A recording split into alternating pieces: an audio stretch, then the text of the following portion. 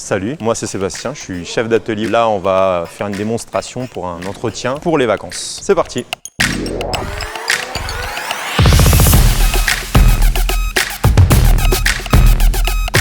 Donc première étape, on va contrôler le niveau d'huile. Tout simplement, on prend un chiffon. Ici, vous avez la jauge à huile, on va la tirer. On va pas regarder la première fois, on va bien l'essuyer et on la réinsère. Hop. Donc toujours sur un sol bien plat pour éviter qu'une pente ne joue sur le niveau. On attend quelques secondes, histoire que ça imprègne bien. On la ressort et toujours la jauge vers le bas. Parce que si on la lève, forcément le liquide va remonter. Donc là, on regarde toujours les deux côtés parce qu'il y a toujours un côté trompeur. Là, on croirait que l'huile est bonne, mais finalement, le niveau d'huile est ici. Donc on est entre le mini et le maxi. Alors le mieux, ça serait de se rapprocher juste ici, juste avant le maxi. Là, pour un départ en vacances, ça serait un tout petit peu trop juste, sachant qu'on fait de l'autoroute, on fait des choses, donc l'huile va forcément se consommer.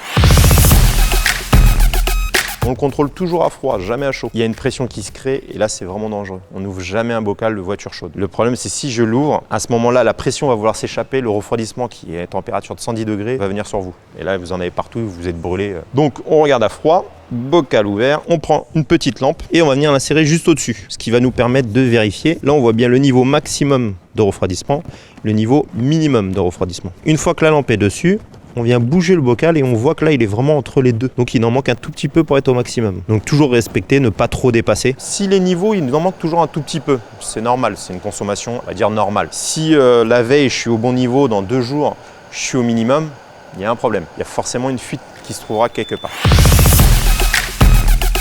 Donc le bouchon bleu, la plupart du temps bleu ou jaune. Alors là, c'est très simple. On ouvre le bocal, il n'y en a pas, et ben on rajoute directement du lave-glace à niveau. Donc liquide de frein, même technique. Nous mettons une petite lumière, on vient ouvrir le bocal. Souvent, on va le contrôler, se trouvera sur le côté. Donc on va bien retrouver un maximum et sur certains modèles, un minimum. Donc là, on est surtout sur un maximum. Un liquide de frein, par contre, ne se consomme pas. C'est-à-dire, il doit toujours rester au même niveau. On peut le faire en station-service. La plupart des voitures sont forcément équipées d'une petite étiquette qui va se trouver sur les côtés des portes et qui va vous indiquer les pressions à prendre. Donc là, on voit bien, on a la taille des pneus. Donc il faut contrôler si c'est des pneus en 15 pouces ou en 16 pouces. Là, on part en vacances, donc on sera forcément avec des valises, peut-être 3 personnes ou 4 personnes. Donc là, on partira plutôt sur du 2-3 à l'avant. Par contre, on sera sur du 2-5 à l'arrière. Sur la roue, on va retrouver quoi? Une valve avec un bouchon. Donc on vient desserrer tout simplement le bouchon. Hop, on y insère le tuyau, on a le manomètre. Là, le manomètre m'indique 2,5 bar, donc les pneus sont déjà bien. On est parfait.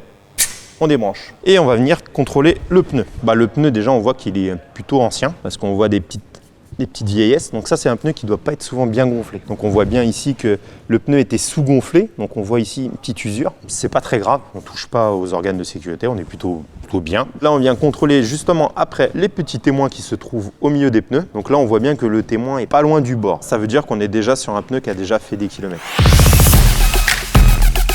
On va venir contrôler l'état des feux. Un feu cassé, ça peut être gênant pour la visibilité. Et en plus, on peut avoir une amende si on se fait arrêter par la police. Donc on vient contrôler chaque feu, voir chaque fixation, bien fixée, pas cassée. Voir des fois dans les champs de vision, s'ils sont trop sales, nous ce qu'on fait, on les nettoie. Un petit peu de produit, vous prenez du nettoyant en vitre. Ou alors vous allez au rouleau, passer un petit coup de rouleau ou Karcher. Donc une fois les vérifications faites, on vient contrôler l'éclairage. Donc on met le contact de la voiture, on met sur la première position. Donc là, on vient contrôler.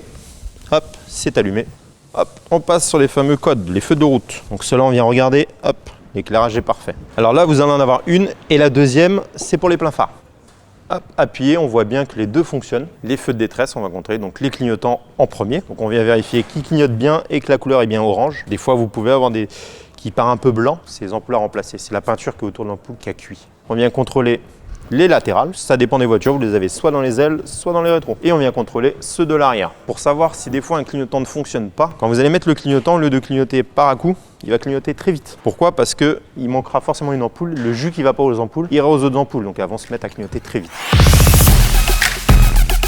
Donc on vient contrôler l'état du pare-brise, s'il y a des impacts. Un petit impact, c'est pas gênant. Par contre, si l'impact est un petit peu gros, il faut mieux le faire contrôler parce qu'une bosse, le froid, une grosse chaleur peut faire fissurer complètement le pare-brise. On vient mettre le contact et on vient contrôler que les gicleurs fonctionnent.